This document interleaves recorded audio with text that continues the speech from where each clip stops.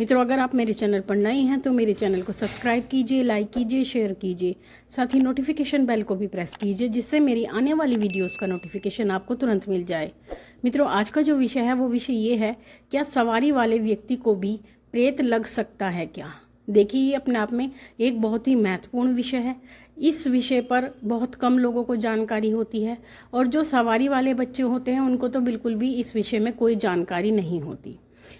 देखिए, प्रेत एक ऐसी चीज़ होती है जो बहुत ही आसानी से किसी व्यक्ति के शरीर पर कब्जा कर सकता है।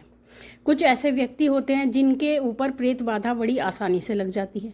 इससे संबंधित वीडियो हमने पहले बना दी है। लेकिन अब जो बात आती है वो ये आती है कि जो सवारी वाले व्यक्ति होते हैं, क्या उनको भी प्रेत बाधा लग सकती है। तो इसका उत्तर है हाँ, लग सकती है। और इसका ये कारण होता है कि जब आपके शरीर में सवारी होती है, कई बार ऐसा होता है कि जब आपके शरीर में सवारी होती है तो उसी समय पर आपके शरीर में संकट भी चल रहा होता है, आपके शरीर में कहीं ना कहीं प्रेत बाधा भी होती है, जिस कारण से आपको ये नहीं समझ में आता कि जो सवारी हमारे ऊपर आ रही है वो प्रेत की सवारी है या फिर वो किसी सकारात्मक ऊर्जा की सवारी है। इसी चीज़ को लेकर के बहुत से व्यक्ति कंफ्यूज रहते हैं। लेकिन वास्तविकता ये होती है कि जब आपको सवारी आती है, सवारी आते समय सबसे पहले जो सवारी आती है वो सकारात्मक ऊर्जा की ही आती है, और जिसके साथ में संकट भी चलता है और सवारी भी चलती है।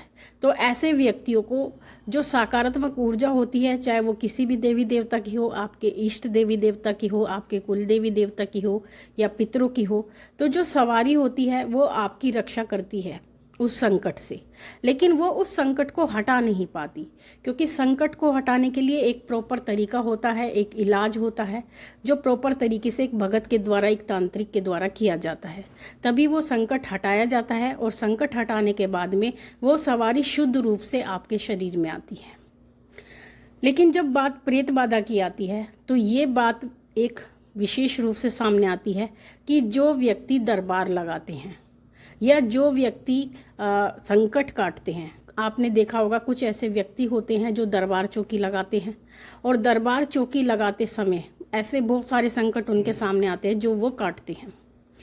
लेकिन संकट काटने के बहुत सारे नियम भी होते हैं, अलग अलग तरीके होते हैं। वो गुरु की आज्ञा से कौन से नियम का पालन करते हैं, कौन से तरीके को वो अपनाते हैं, वो उनकी अपनी बात होती है। लेकिन जब वो संकट काटते हैं तो उस समय पर बहुत सारी ऐसी चीज़ें होती हैं जिनका एक व्यक्ति को ध्यान रखना होता है कि संकट काटते समय उसके पास गुरु मंत्र होना जरूरी होता है। संकट काटते समय वो अपने शरीर को गुरु मंत्र से प्रोटेक्ट करता है, एक सुरक्षा कवच गुरु मंत्र के द्वारा बनाया जाता है। अपने आसन का बंधन किया जाता है जिससे कि कोई भी नकारात्मक शक्ति उसके ऊपर प्रभाव ना डाल सके।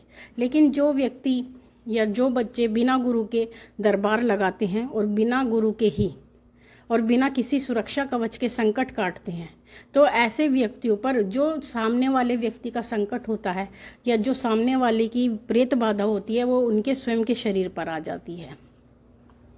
ऐसी परिस्थिति में वो कहीं ना कहीं प्रेत बाधा से ग्रसित हो जाते हैं या कुछ संकट उनके घर में निवास करने लगते हैं, क्योंकि उनको तरीका नहीं पता होता कि संकट को काट करके उसका कैसे निवारण किया जाता है, उस प्रेत को कहाँ छोड़ा जाता है, उसको कैसे बांधा जाता है, उसको कैसे किसी के शरीर में से उतार के भेजा जाता है।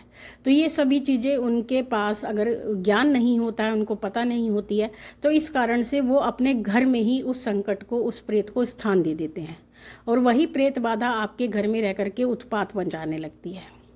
अब दूसरी बात ये आती है, क्या सवारी के रहते प्रेत लग सकता है, और सवारी के रहते शरीर में प्रेत क्यों लगता है और कैसे लग सकता है। देखिए, अगर आपके शरीर में जो भी सवारी बनती है, जो भी सकारात्मक ऊर्जा की किरण बनती है, वो आपके तप के आधार पर बनती है कि आपका जो तप है, आपकी जो पूजा है, आपका जो तपोबल है वो किस स्थिति का है। क्योंकि सकारात्मक ऊर्जा की जो शक्ति होती है वो आपके तप से बढ़ती है। सवारी की किरण तो सभी के शरीर में आती है, लेकिन उसको प्रबल करने का कार्य हमारा होता है। हम ही उस शक्ति में वृद्धि कर सकते हैं, हमारे द्वारा ही उस शक्ति को बढ़ाया जाता है। शक्ति स्वयं नहीं बढ़ सकती, शक्ति क्षीण हो सकती है लेकिन शक्ति स्वयं बढ़ती नहीं है, शक्ति को हमें ही बढ़ाना होता है। माँ भगवती या आपके इष्ट देव तो आपको एक किरण मात्र भेज देते हैं, लेकिन उसको प्रबल करने का कार्य हमारा होता है।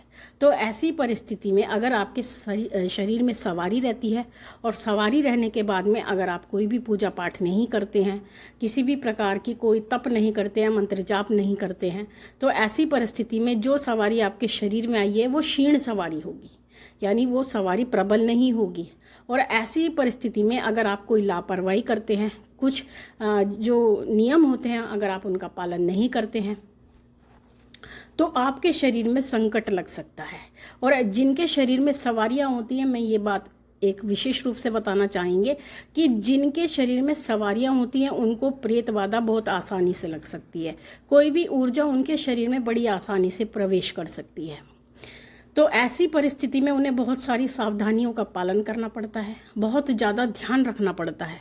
और इसीलिए अगर वो ध्यान नहीं करते हैं, लापरवाही करते हैं, किसी चौराहे से सुनसान जगह से निकलते हैं, रात के समय निकलते हैं, खुशबू लगा करके निकलते हैं, बाल खोल करके दोपहर में निकलते हैं, तो ये बहुत सारी ऐसी चीज़ें होती हैं जिस पर हम एक वीडियो अलग से बना के देंगे कि कौन सी आपकी ऐसी लापरवाहियाँ होती हैं जिसके कारण से आपको प्रेत बाधा लगती है।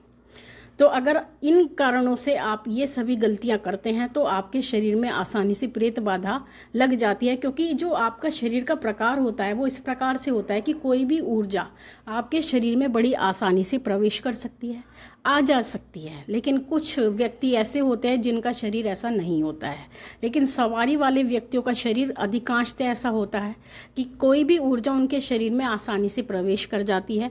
तो ऐसे समय में वो संकट से ग्रसित हो जाते हैं, प्रेत बाधा से ग्रसित हो जाते हैं। तो अगर आप चाहते हैं कि आपके शरीर में सवारी रहते हुए आपको प्रेत बाधा ना लगे, तो आपको अपना तपोबल बढ़ाना होगा। तपोबल यानी जो पूजा है उसके माध्यम से आपको अपनी ऊर्जा को, अपनी शक्ति को निरंतर प्रबल करना होगा। अगर आप अपनी शक्ति को बढ़ाते हैं, क्योंकि प्रेत भी एक शक्ति होती है, आपके पास जो शक्ति है वो सकारात्मक है और प्रेत के पास जो शक्ति होती है वो नकारात्मक होती है। अगर आपकी सकारात्मक शक्ति उस नकारात्मक शक्ति से क्षीण पड़ती है, यानी आपका जो तपोबल है, आपकी जो ऊर्जा है, अगर वो उस प्रेत बाधा के सामने क्षीण पड़ जाती है, तो ऐसी परिस्थिति में वो प्रेत आपके ऊपर हावी हो जाता है। क्योंकि प्रेत एक से बड़ा एक शक्तिशाली होता है, आप उसकी जो शक्ति है उसका आप कोई भी अंदाजा नहीं लगा सकते। तो ऐसी परिस्थिति में बड़े से बड़ा, भयंकर से भयंकर प्रेत होता है जो मनुष्य के शरीर में लग के उसको परेशान करता है और बड़े बड़े तपस्वी को भी जो है वो किसी भी स्थिति में ला सकता है। लेकिन अगर आपके पास अपने तप की ऊर्जा है, आपने तप के द्वारा अपनी शक्ति को, अपनी सवारी को प्रबल कर रखा है, तो कोई भी ऊर्जा आपके ऊपर हावी नहीं हो सकती। तो इसलिए आप अपनी ऊर्जा को प्रबल कीजिए, जिससे आपको किसी भी प्रकार की कोई प्रेत बाधा आने वाले जीवन में ना लग सके। क्योंकि प्रेत बाधा से जो ग्रसित व्यक्ति होता है उसका जीवन बहुत ही कष्ट में होता है। इसलिए हम यही चाहते हैं कि जो भी बच्चे सवारी वाले हैं वो केवल पूजा करें। हम सभी बच्चों से एक ही बात हमेशा कहते हैं कि सवारी अगर आपके पास है तो आप इधर उधर ना भटके, केवल अपनी पूजा पे ध्यान दें। और पूजा करने से ही आपकी शक्ति बढ़ेगी, आपके सभी कार्य सिद्ध होंगे, आपकी सवारी प्रबल होगी। तो मित्रों, ये थी जानकारी आप सभी के लिए। माँ भगवती से यही प्रार्थना करते हैं कि वो आपके भंडारे भरती रहे, आपकी सभी मनोकामनाओं को पूर्ण करती रहे। आपसे फिर मिलते हैं अपनी अगली वीडियो में। तब तक के लिए जय महाकाली, जय महाकाल।